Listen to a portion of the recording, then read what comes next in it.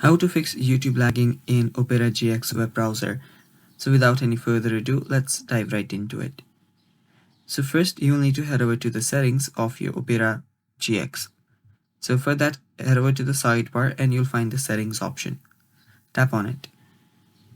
After you're here, you will be on the settings section.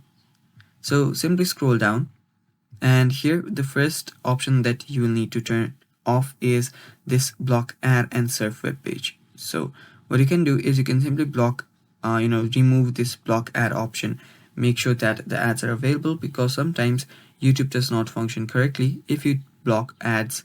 And yeah, YouTube does put more ads in, and so you cannot block them, and if you do block them, it can slow down YouTube's performance. So that's the first step.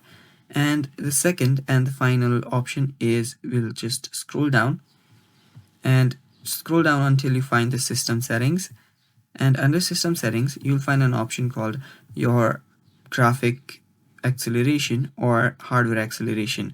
So you'll simply need to turn that off. So it's this one right here. So simply turn this off, and after you turn this off, you might have to restart your Opera GX. After you do that, your problem should get fixed, and that's basically all for today's video.